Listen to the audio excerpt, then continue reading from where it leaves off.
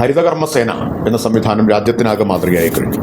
മാലിന്യ സംസ്കരണത്തിൻ്റെയും ശുചിത്വത്തിൻ്റെയും കാര്യത്തിൽ ഏറ്റവും കഠിനമായിട്ടുള്ള ഒരു ഘട്ടം നാം പിന്നിട്ട് കഴിഞ്ഞു. ഇനി താരതമ്യേന എളുപ്പത്തിൽ നമുക്ക് ലക്ഷ്യം കൈവരിക്കാനാവും. ഹരിതകർമ്മസേന വഴി വീടുകളിൽ നിന്ന് അജൈവ മാലിന്യം ശേഖരിക്കുകയാണ്. ഇന്ന് 38,355 ഹരിതകർമ്മസേനാംഗങ്ങളുണ്ട്. 95.99 ലക്ഷം വീടുകളിലും സ്ഥാപനങ്ങളിലും അജൈവ മാലിന്യം ഇങ്ങനെ ശേഖരിക്കുന്നുണ്ട്. ഈ ഹരിതകർമ്മസേനയെക്കുറിച്ച് അടുത്തിടെ ഒരു പരിസ്ഥിതി വിദഗ്ധൻ പറഞ്ഞത് ലോകത്തിലെ ഏറ്റവും വലിയ ക്ലൈമറ്റ് ആക്ഷൻ കേരളത്തിൽ ഹരിതകർമ്മസേന നടത്തുന്നതാണ് എന്നാണ്. കാരണം അല്ലെങ്കിൽ അത്രയും മാലിന്യം ശേഖരിച്ച് ശാസ്ത്രീയമായി സംസ്കരിക്കപ്പെട്ടില്ലായിരുന്നെങ്കിൽ പുറന്തള്ളപ്പെടുന്ന കാർബൺ ഡൈ ഓക്സൈഡിൻ്റെ അളവ് പറഞ്ഞുകൊണ്ടാണ് അദ്ദേഹം അത് പറഞ്ഞത്. പക്ഷേ ഈ ഒരു നിലയിൽ നമുക്ക് വേണ്ടത്ര ഹരിതകർമ്മസേനയുടെ പ്രവർത്തനത്തെ ലോകത്തിൻ്റെ മുമ്പിൽ അവതരിപ്പിക്കാൻ കഴിഞ്ഞിട്ടില്ല എന്ന ഒരു വിമർശനം കൂടി അദ്ദേഹം പറഞ്ഞു. ബ്രസീലിൽ നടന്ന COP30 സമ്മിറ്റിൽ നമ്മുടെ വികേന്ദ്രീകൃത മാലിന്യ സംസ്കരണ രീതി കേരളത്തിൻ്റെ ലോകത്തിലെ ബെസ്റ്റ് പ്രാക്ടീസസിൽ ഒന്നായിട്ട് അവതരിപ്പിച്ചു.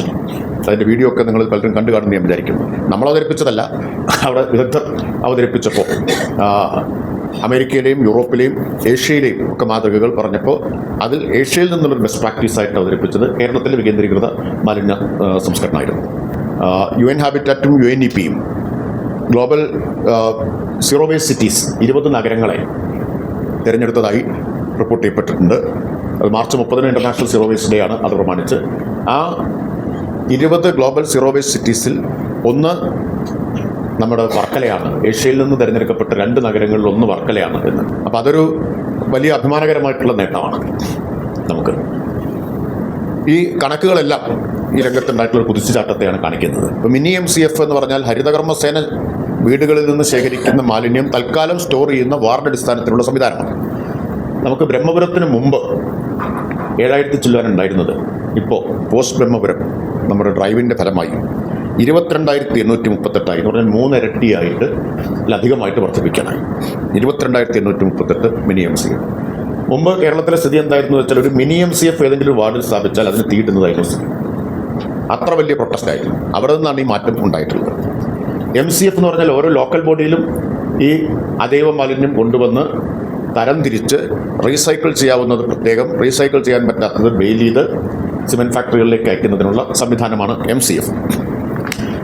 1526 MCF ഉണ്ട്. അതായത് കേരളത്തിലാകെ തദ്ദേശ സ്ഥാപനങ്ങൾ എന്ന് പറഞ്ഞാൽ 941 പഞ്ചായത്തും അതുപോലെ 93 നഗരസഭകളുമാണ്, കോർപ്പറേഷൻ അടക്കം. ഇതാണുള്ളത്. 1034 വരുന്നത്. പക്ഷേ 1526 MCF ഉണ്ട് എന്ന് പറഞ്ഞാൽ പല തദ്ദേശ സ്ഥാപനങ്ങളിലും ഒന്നിൽ കൂടുതൽ MCFകൾ നമ്മുടെ ലക്ഷ്യം ഒന്നായിരുന്നു, അതിൽ കൂടുതൽ ആരംഭിക്കാൻ നമുക്ക് കഴിഞ്ഞിട്ടുണ്ട്. അത് വലിയ ഒരു മുന്നേറ്റമാണ്.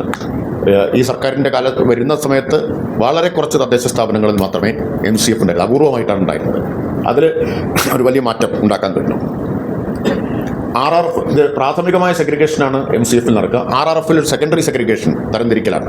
മാലിന്യത്തിൽ ഏറ്റവും പ്രധാനം ശേഖരിക്കുക എന്നതുപോലെ തന്നെ പ്രധാനം തരംതിരിക്കലാണ്. അപ്പോൾ രണ്ടാമത്തെ ഘട്ടം തരംതിരിക്കൽ നടക്കുന്നതാണ് റിസോഴ്സ് റിക്കവറി ഫെസിലിറ്റികൾ, RRF. അത് നമ്മളൊരു ബ്ലോക്കിൽ ഒന്നാണ് കണക്കാക്കിയത്. ആ ലക്ഷ്യവും കവിഞ്ഞു. കഴിഞ്ഞ തവണ ഉണ്ടായിരുന്നത് 87 ആയിരുന്നെങ്കിൽ ഇപ്പോൾ ഇരട്ടി കൂടുതലായി 192ആയി. 87 നിന്നാണ് 192 വന്നത്. പിന്നെ കമ്മ്യൂണിറ്റി സംവിധാനങ്ങൾ, ജൈവ മാലിന്യം പരിപാലിക്കുന്നതിനുള്ള കമ്മ്യൂണിറ്റി സംവിധാനം, തുമ്പൂർ, മൂഴി അങ്ങനെ ഒക്കെയുള്ള ഓർഗാനിക് വേസ്റ്റ് കൺവേർട്ടറൊക്കെ ഉപയോഗിച്ചുകൊണ്ടുള്ള ഉറവിടത്തിലുള്ളതല്ലാത്ത അതിന് തൊട്ട് മുകളിൽ ഓരോ ലൊക്കാലിറ്റിയിലുള്ള സംവിധാനങ്ങൾ. അങ്ങനെ 1396 സംവിധാനങ്ങൾ ഇന്ന് ജൈവ മാലിന്യം സംസ്കരിക്കാനുണ്ട്. നേരത്തെ നമ്മൾ പറഞ്ഞതൊക്കെ അജൈവ മാലിന്യത്തിൻ്റെ കാര്യമാണ്. പൊതുസ്ഥലത്ത് ബിന്നുകൾ വയ്ക്കുക എന്നൊരു രീതി തന്നെ ഈ ക്യാമ്പയിൻ്റെ ഭാഗമായിട്ട് ആവിഷ്കരിച്ചതാണ്. അതിനു മുമ്പ് ഉണ്ടായിരുന്നില്ല എന്ന് മാത്രമല്ല, ബിന്ന് വെക്കുന്നതിനെതിരായിട്ടുള്ള നിലപാട് പോലും ഉണ്ടായിരുന്നു. അപ്പം അത് മാറി ബിന്നുകൾ സ്ഥാപിക്കുക എന്ന സ്ഥിതി വന്നു. 56,736 ബിന്നുകൾ സ്ഥാപിക്കാൻ കഴിയും. അത് നിർബന്ധമാക്കി.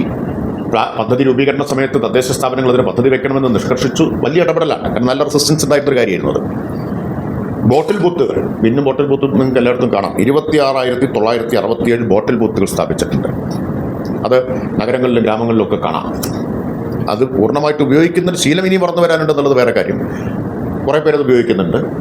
പക്ഷെ അങ്ങനൊരു സിസ്റ്റം നമുക്ക് കൊണ്ടുവരാൻ പറ്റും. ഈ മാലിന്യം ശേഖരിക്കുന്നതിന് തരംതിരിക്കുന്നത് ഉൾപ്പെടെയുള്ള ഈ പ്രക്രിയ മുഴുവൻ ഡിജിറ്റൽ ആയിട്ട് മോണിറ്റർ ചെയ്യാവുന്ന ഒരു സംവിധാനം ആവിഷ്കരിച്ചു. അതാണ് ഹരിതമിത്രം ആപ്ലിക്കേഷൻ. നേരത്തെ നമുക്ക് ഹരിതമിത്രത്തിൻ്റെ 1ാം ഘട്ടമായിരുന്നു. ഇപ്പോൾ ഹരിതമിത്രം 2.0 ഏറ്റവും ആധുനികമായ പുതിയ വെർഷൻ നമുക്ക് നടപ്പാക്കാൻ കഴിഞ്ഞു.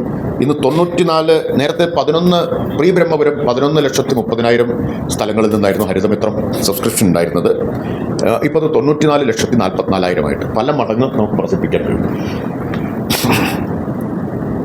4,768 കേന്ദ്രങ്ങളിൽ CCTV ക്യാമറ, പൊതുസ്ഥലങ്ങളിൽ CCTV ക്യാമറ വെച്ച് മാലിന്യം തള്ളുന്നത് കണ്ടെത്താനുള്ള നടപടികളും സ്വീകരിച്ചിട്ടുണ്ട്. ഇതിന് പുറമെ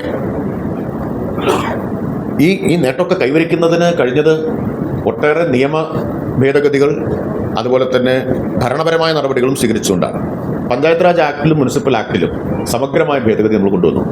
ഹരിതകർമ്മസേനയ്ക്ക് മാലിന്യം കൈമാറുന്നത് നിയമപ്രകാരം നിർബന്ധിതമാക്കി. കൈമാറിയില്ലെങ്കിൽ അത്തരം കൈമാറാത്ത ആളുകൾക്ക് തദ്ദേശ സ്ഥാപനങ്ങളിൽ നിന്നുള്ള സേവനം നിഷേധിക്കാനുള്ള വ്യവസ്ഥ നിയമ ഭേദഗതിയിൽ കൊണ്ടുവന്നു. നിയമസഭയിൽ വന്ന തർക്കമൊക്കെ നിങ്ങൾ ഓർമ്മിക്കുന്നുണ്ടാവും. ഇത് ആർട്ടിക്കിൾ 21 വയലേഷനാണെന്ന് തുടങ്ങിയ വാദങ്ങളെല്ലാം അന്ന് വന്നിരുന്നു. പക്ഷെ ആ വ്യവസ്ഥ നിയമ ഭേദഗതി കൊണ്ടുവന്നത് ഈ ലക്ഷ്യങ്ങളൊക്കെ കൈവരിക്കാൻ പ്രധാന നേട്ടമായിട്ട് മാറി.